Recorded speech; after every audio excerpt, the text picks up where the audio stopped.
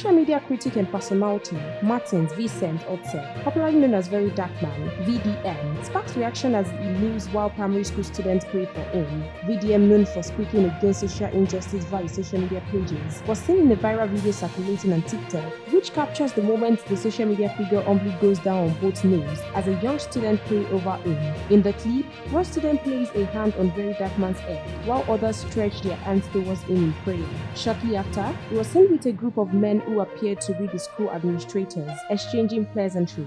As the video gained traction online, netizens flooded the comment section with their thoughts. Netizens flooded the social media account to share their thoughts. Some believe he was pulling a social media stunt, while some believed he's giving back to the society. What's your opinion about the story? Please drop a comment in the comment box section below. And please stay tuned to NaijaNews TV.